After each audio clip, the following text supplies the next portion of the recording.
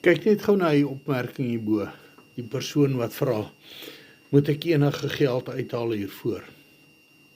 Nou ek is Rikus, ek is 59 en is tans vir die huis op soek na werk.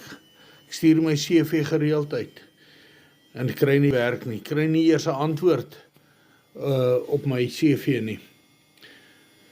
Nou ek verdien 'n klein pensionaris, maar ek is genoodsaak om daardie pensioen van my aan te vul, om alle rekeninge aan die einde van die maand betaal te kry, koste in die kaste te kry.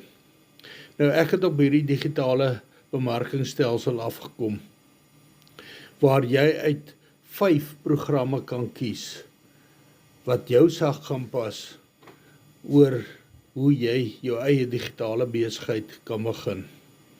Nou as jy meer wil uitvind, hoe jy dit kan doen, WhatsApp vir my die woord begin, na die WhatsApp nommer hier op die skerm, en ek stuur vir jou gratis PDF, wat vir jou gaan wys hoe jy dit ook kan doen.